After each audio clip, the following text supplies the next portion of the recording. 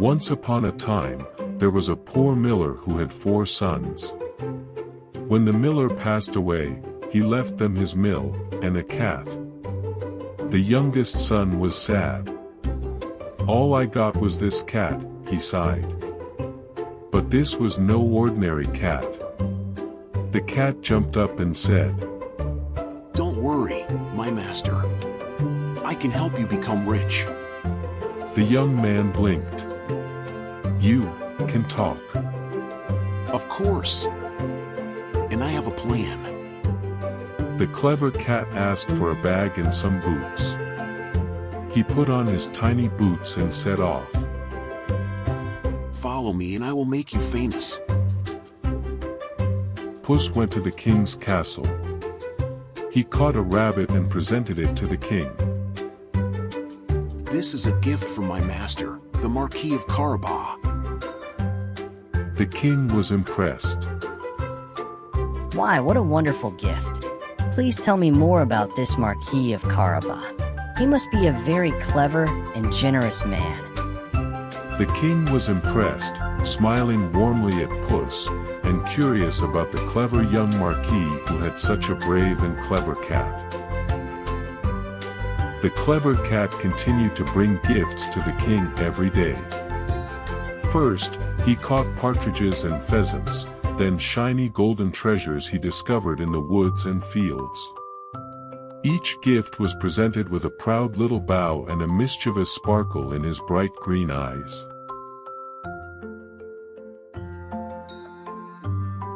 Your master is incredibly generous. I have never seen such thoughtful gifts before. The king's court buzzed with excitement. Courtiers whispered about the mysterious Marquis of Carabas, wondering who he might be. Each day, the young man's fame grew a little more, and people began to admire his cleverness, even though they had yet to meet him in person.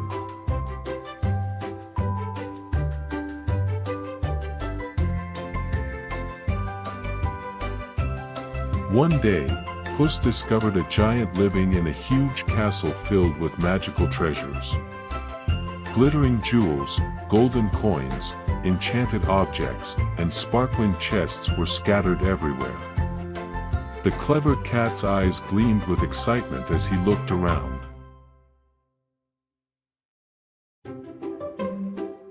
"Ah, this giant has everything my master will need. If I can get these treasures safely, my master will become truly famous." Quietly and carefully, Puss tiptoed through the giant's massive castle halls. The treasures sparkled under the sunlight streaming through the tall windows. He moved silently, each tiny step making the wooden floor creak ever so slightly. "I must be careful," thought the clever cat. "This giant is very powerful." "Steady, one step at a time. I can outsmart him." The giant suddenly began to change shape. First, he became a mighty eagle soaring above the treasures. Then, he transformed into a roaring lion. Finally, he shrank into a tiny mouse scuttling across the floor. Puss watched every transformation with wide green eyes, fascinated and clever as ever. Such magic. Now is the perfect time to act. Careful, quick, clever, now. Now, all the treasures will be ours. While the giant was distracted, Puss grabbed the golden treasures. Quickly, these treasures will make my master famous. Almost there. I must be quick. Success. My master will be amazed. Ran back to the king, saying they belonged to the young man, the Marquis of Carabas. The king was amazed at his generosity. Puss wasted no time. He dressed the youngest son in fine clothes fit for a nobleman. The young man looked nervous but excited, unaware of the clever plan. You'll look like a true marquis now, my master. The king will be impressed. Stay close to me, master. We must make the king notice you. Help! My master is drowning. The king, hearing Puss's urgent call, ran quickly to the riverbank. Quickly, stay calm. You're safe now, young man. What a clever little helper you have. While the king helped the young man, Puss acted quickly.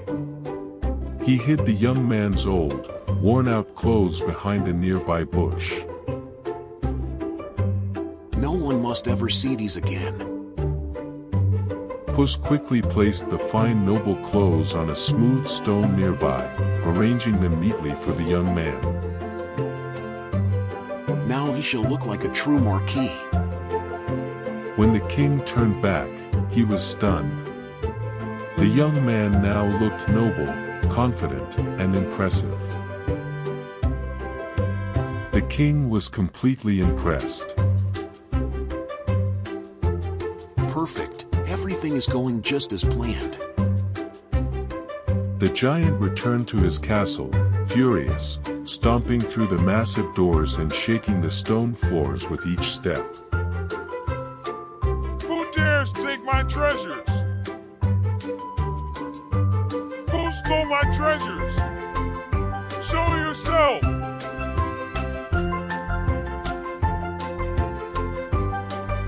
Clever Puss had already set a trap, a rope attached to a massive chandelier above, ready to teach the giant a lesson.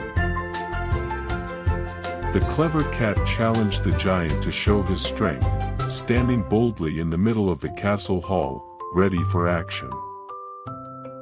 The giant, trying to escape, magically transformed into a tiny mouse, hoping to trick Puss. Aha! Got you now. The giant was gone, leaving the castle and its treasures to the clever young man, thanks to Puss's bravery. With the giant gone, the young man proudly moved into the castle, exploring its grand halls and treasures for the first time. The young man explored the treasures, the royal lands, and the castle's beautiful rooms, realizing he now held the respect and admiration of the king. The young man smiled happily. All thanks to Puss, he said happily. Into clever thinking. Puss received the finest meals, served on golden plates, with delicious fish, cheeses, and treats fit for a clever, brave cat. Ah, finally a feast worthy of me. He had a comfy bed to sleep in and a shiny new suit of boots. Puss now had everything a clever, brave cat could ever want. Everything I dreamed of, and more. From that day on, the young man and Puss lived happily ever after, full of riches, adventures, and clever tricks. As long as we're clever, master, anything is possible. The cleverest cat in all the land had turned a poor boy into a hero, and together they enjoyed their riches and adventures. With a little cunning and bravery, nothing can stop us. And so, the young man, the king, and the clever cat celebrated a new chapter filled with joy, friendship, and endless adventures. Thank you for watching. Please subscribe for more stories. Bye-bye.